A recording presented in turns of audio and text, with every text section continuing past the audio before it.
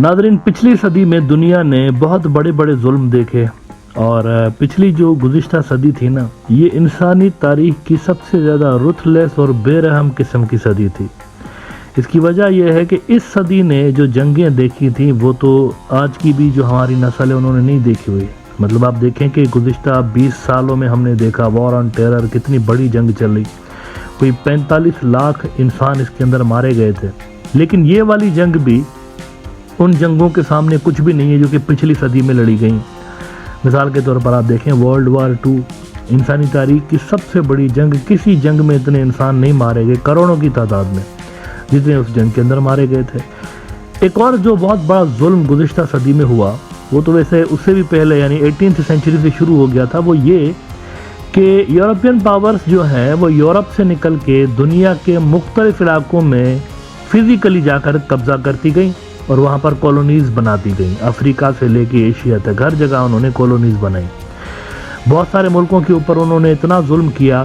मिसाल के तौर पर आप चाइना देखें, अब चाइना के साथ इन्होंने जंग छेड़ दी, इन्वेजन कर दी, सिर्फ इस वजह से कि चाइनीज़ जो एम्पीरियर था उन्होंने यहाँ पर अफीम जो है ना ड्रग्स बेचने और उसकी खेती बाड़ी से इनकार कर दिया था, तो उसके ऊपर चढ़ाई कर दी गई थी। ओपियम वार चाइना ने लड़ी थी। तो बहुत ज़्यादा हमने नाजायज़ी नाइंसाफ़ी देखी गुज़िश्ता सदी में। इन्हीं नाइंसाफ़ियों में एक नाइंसाफ़ी ये भी थी कि ब्रिटिश फोर्सेस ने कब्ज़ा कर लिया था फ़लस्तीन के ऊपर। अब कब्ज़ा करने के बाद उन्होंने ये कहा कि ये हमारे मैंडेट का इलाका है।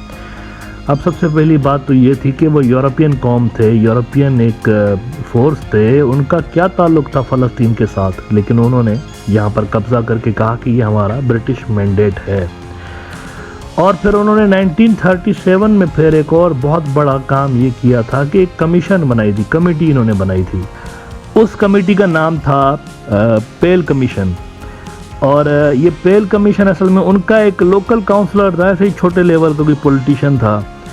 तो वो जो है ना मेंबर ऑफ पार्लियामेंट बनता था, हाउस ऑफ लॉर्ड्स का भी मेंबर था, बैरिस्टर भी था, जर्नलिस्ट भी था, वहाँ पर ब्रिटिश पार्लियामेंट के अंदर ये रहा। तो उसको लेकर इन्होंने एक कमेटी बनाई थी। He was heading that committee basically, इसलिए उसका नाम पेल कमीशन रखा गया। अब पेल कमीशन ने 1937 में रिकमेंड किया था कि यहाँ पे यानी फ़लस्तीन की जो ज़मीन है ना उसमें 2 हिस्से बनाते हैं। छोटा सा हिस्सा एक उसमें यहूदियों को देते हैं और बड़ा वाला हिस्सा जो है वो फ़लस्तीनियों के पास ही रहेगा। शुरुआती कब्ज़ा ऐसे होता है, पहले यानी थोड़े की बात होती है और थोड़ा करके सारा ही ले जाते हैं आखिर में। तो उन्होंने भी ये पेल कमीशन में छोटा सा हिस्सा जो था वो इजरायलियों को देना था। अगर आप ये मैप देखें, इसमें ये जो आपको रेड कलर की लाइन नज़र आ रही है ना फ़लस्तीन के नक्शे में, बस इतना सा इजराइल बनना था, इतना था, दैट्स इट। 1937 तक यही है इजराइल, इतना सा ही है बस। और बाकी जितना भी आपको नज़र आ रहा है इलाका, ये फ़लस्तीन है। और इसमें ये जो ब्लैक कलर की आपको एक मार्किंग नज़र आ रही है, ये ब्लैक कलर की जो मार्किंग है ये बेसिकली यरूशलेम, बैतलहम और बाकी के इलाके हैं। और ये इसलिए इन्होंने अलग किए थे कि ये सेपरेट होने थे, इसको इंटरनेशनल सिटीज़ इसको डिक्लेयर करना था। ये आलमी जो बरादरी है ना उसके अंडर, यानी यूँ समझिए यूनाइटेड नेशंस के अंडर में ये आना था इलाका।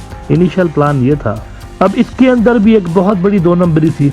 इसकी वजह यह है कि जो इलाके, छोटा सा इलाका बज़ाहिर आपको नज़र आ रहा था ना, ये असल में फ़लस्तीन का सबसे बेहतरीन हिस्सा है।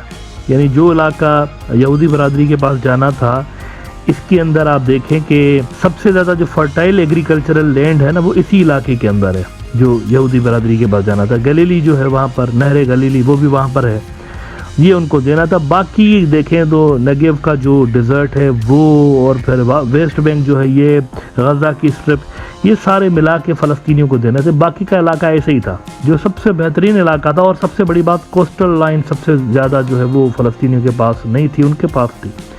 दिस वाज इनिशियल प्लान, लेकिन इस पे अरब बरादरी नहीं मानी थी। और फिर 1940s में हमने देखा कि एक जंग छिड़ती है वहाँ पर और उसके वजह से ज़बरदस्ती वहाँ पे इजराइल की रियासत क्रिएट की जाती है। अब इन हिस्टोरिकल ब्लंडर्स की वजह से हुआ यह है कि आज हम हैं 2023 में, कई सारी जनरेशन्स खप गई और ये मसला हल ही नहीं हो रहा। हर कुछ साल के बाद यहाँ पर कोई बड़ी जंग छिड़ जाती है। आज ये हुआ है कि इजराइल जो है ऑलरेडी लड़ रहा है हिजबुल्लाह के साथ, सीरिया के साथ, गज़ा वालों के साथ, वेस्ट बैंक में क्रैकडाउन चल रहे हैं। कि इसके ऊपर ऑन टॉप ऑफ दैट उन्होंने आज वो जो इजिप्ट है उनके चेक पोस्ट के ऊपर भी, आर्मी की चेक पोस्ट के ऊपर भी हमले कर दिए और उन्होंने आर्टिलरी मारी है उनके ऊपर और उसके नतीजे में कुछ जो इजिप्शियन सोल्जर्स हैं वो ज़ख्मी हुए हैं। और ये सारी हरकत करने के बाद उन्होंने अजब सी भोंडी सी उन्होंने एक एक्सप्लेनेशन दी है। वो कह रहे थे कि नहीं ये तो गलती से चल गया हमसे, हमने जानबूझ के थोड़ी किया, ये चल गया ऐसे ही। हमारे जो बंदे हैं ना वो बस ऐसे ही पता नहीं कोई बैठे हुए थे तोप के अंदर, तो टैंक के अंदर बैठे हुए थे, पता नहीं कैसे चल गया। मुझे ये सुन के ना इस तरह की भोंडी सी एक्सप्लेनेशन सुन के मेरे माइंड में पता है क्या आया इनिशियली, कि कोई बेवड़ा जो है ना पी के और ऐसे ही टैंक में पड़ा होगा, अगर इनकी एक्सप्लेनेशन सही मानो, और वो लुढ़क के ना ऐसे जैसे पी के बंदा इधर उधर होता है ना, तो वो शायद वो बटन के ऊपर गिर गया और बटन चल गया, वो फायर हो गया। कुछ इस तरह की मुझे एक्सप्लेनेशन नजर आई, भोंडी सी लेम एक्सक्यूजेज, यू नो, ऐसे ही चल गया खुद ब खुदा मिस्टेक के अंदर और वहाँ पे उनकी चेक पोस्ट के ऊपर लगा। I don't buy these theories. मुझे लगता है कि this could be a warning as well for Egypt कि आप दूर रहिए, ऐसा हो सकता है ना। स्काई न्यूज़ ने खबर लगाई हुई है कि Israel Gaza latest Israeli tank accidentally hits Egyptian position, second aid convoy arrived in Gaza. और आगे वो डिटेल बताते हैं कि Egyptian border guards injured by accidental fire from Israeli tank within the last hour. We reported how an IDF spokesperson said one of its tanks accidentally fired and hit an Egyptian position near the border located in the area of Karim Shalom।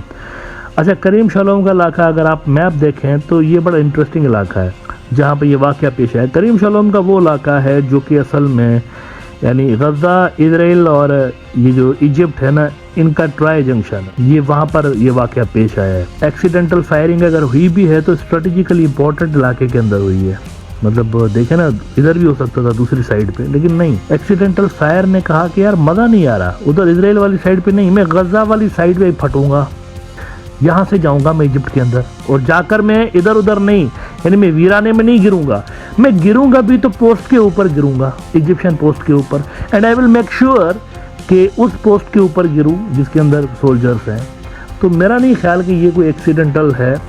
I think इसके पीछे कोई ना कोई message है, या उनको शायद वो बता रहे हैं कि you stay away from this, क्योंकि जनरल सीसी का स्टांस जो है वो बड़ा हार्ड है अभी तक इस मुद्दे।